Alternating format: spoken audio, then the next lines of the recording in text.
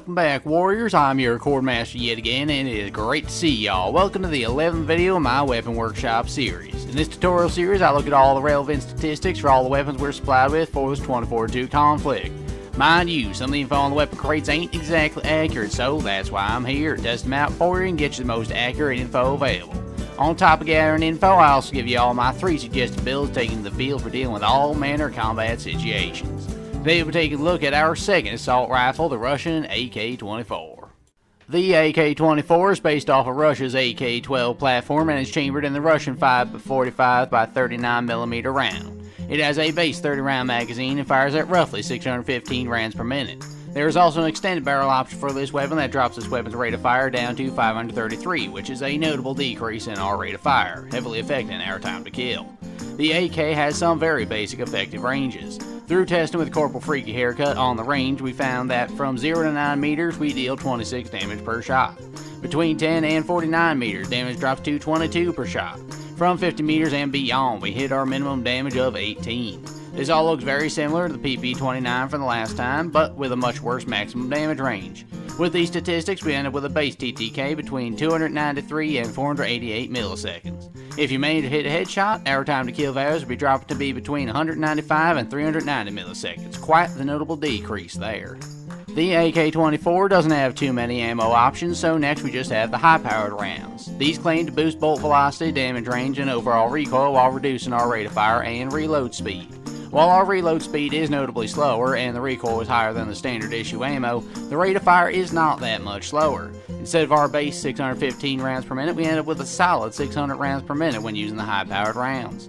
Our range is actually boosted with this ammo as well. From 0 to 9 meters, we still deal our 26 damage to the body, but from 10 to 99 meters, our shots do 22 damage. That's basically a 100% increase to the medium damage range. Once you hit 100 meters, then damage drops to its minimum 18. Given that the rates of fire are so close between the standard issue and high-powered rounds, the TTK values are also going to be very similar. To the body, our TTK ranges from 300 to 500 milliseconds. Adding in a headshot will change those values to be between 200 and 400 milliseconds. As you can see, these values are negligibly different. We'll now take a look at the armor-piercing rounds that we have available for the AK-24. As per usual, in order to damage vehicles, these rounds have to sacrifice anti-personnel capabilities. This means that our damage to infantry will drop. Our rate of fire is also on par with the high-powered rounds, sitting at a solid 600 rounds per minute. With these lower damages, these bullets do 22 damage between 0 and 9 meters. From 10 to 49 meters, we do only 18 damage before reaching an abysmal 15 damage per shot at 50 meters and further. With these values, all our TTK values will be worse than the others. Our TTK ranges from 400 to 600 milliseconds, quite a bit slower than our base value. And if we manage to land a headshot, our TTK ranges between 300 and 500 milliseconds. Suppressors continue to do what they do best, keep us stealthy while reducing our damage and being inaccurately labeled. The suppressors seem to have no effect on our rate of fire, but they do reduce our damages, in some cases increasing our time to kill by requiring one more bullet to down an enemy. From 0 to 9 meters, we now deal only 24 damage, meaning that we'll now need 5 shots to kill. From 10 to 49 meters, we deal 20 damage, so no change to our TTK there, we'll still need 5 shots. And beyond 50 meters, our damage drops to 17, meaning that there's also no change there. With these stats, we end up with a TTK between 390 and 488 milliseconds. Popping off a headshot into these will change these values to 293 and 390 milliseconds. I also feel I should address the underbarrel attachments we have available for the AK-24 since they may sway how you build your weapon personally. We first have access to a 40mm high explosive launcher that's primarily used for anti-personnel purposes. A direct hit with an HE grenade will provide a kill. A single grenade can also eliminate several injured hostiles if fired properly. Next, we have a 40mm incendiary launcher that basically lobs a ball of fire at your foes. Directly hitting your target will deal 20 damage on impact. Any enemy caught in the fire will be dealt 47 damage at a minimum. Fire damage ignores any armor that the target has. The 40mm armor-piercing launcher is our next unlockable launcher. It deals a solid 35 damage to jeeps, but a direct impact on an infantry unit, unlike the other launchers, will not result in a kill, but rather only deals 10 damage, which is rather pathetic, really. Our final underbarrel is the Master Key Underbarrel 12-gauge shotgun. It's the same one available on the LCMG and it offers a 6-shot revolver-style cylinder of 12-gauge shotgun shells. It can reliably get a kill out to about 10 meters and has the same pellet spread as the MCS 880. The recoil for the AK-24 is pretty much straightforward, as you can see. Recoil is almost entirely vertical with a slight drag to the right, nothing you'd ever really need to compensate for. The high-powered rounds and the armor-piercing rounds do appear to have the same recoil properties, which, if we can take a rough estimate of the progression here, would only be slightly higher than our base recoil, so that's not something you really need to worry about either. From here, you can see how the different foregrips affect our recoil control. There isn't really too much deviance from the base recoil until you reach the LWG grip. This accuracy loss was because I was standing still while getting these recoil plots, so perhaps if I was on the move, the recoil won't look so bad. Overall, grips don't seem to have much effect on the recoil of the weapons at all. The barrel options, however, have a significant impact on the recoil. The long barrel, despite its lower rate of fire, didn't really reduce our recoil all that much, or at all really when testing it out.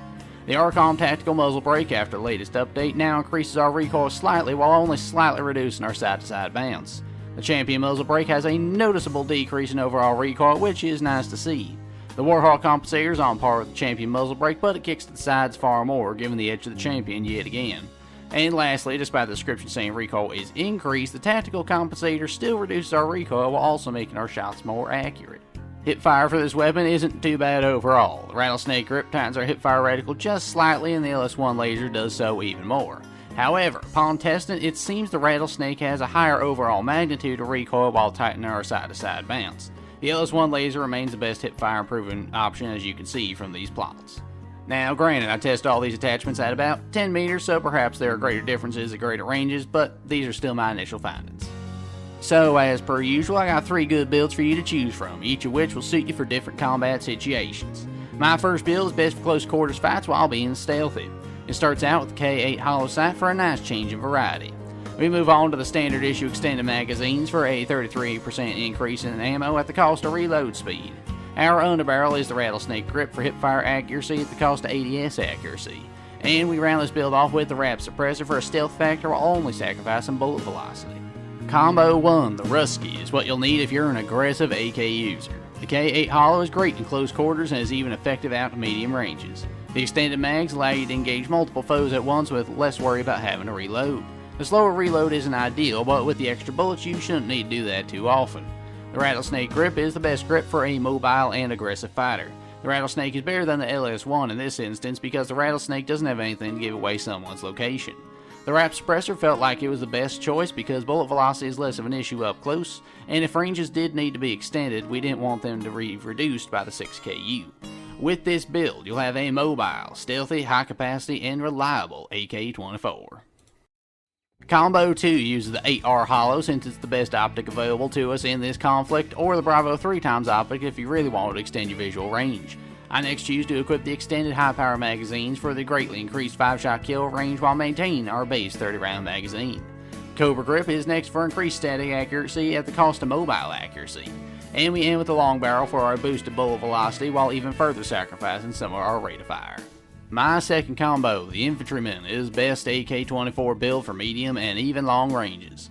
The options of the 8R hollow for medium to close range fights and the Bravo 3x for precise longer range shots in semi-auto or burst fire means that basically all ranges are viable with this build. The high power rounds may kick slightly more than the base magazine, but they still have an impressive increase to our 5-shot kill range, so you can still quickly eliminate hostiles that are further away. Combine these rounds with the long barrel and not only will your bullet velocity be much faster, but the slower rate of fire can also simulate more easily manageable recoil, basically compensating for the higher recoil of the HP rounds. The Cobra grip is one I've come to appreciate more when stretching out the range of any weapon, as stopper to shoot can frequently be preferable to just running and gunning constantly. My final combo is for anti-armor purposes entirely. We can use any optic really, as engagement ranges on vehicles varies, but we do have to use the armor-piercing rounds on this build to deal some damage to vehicles at the cost of ammo capacity, reload speed, and anti-infantry capabilities. The 40mm AP underbarrel launcher is next for a solid damage output to vehicles while sacrificing some ADS speed.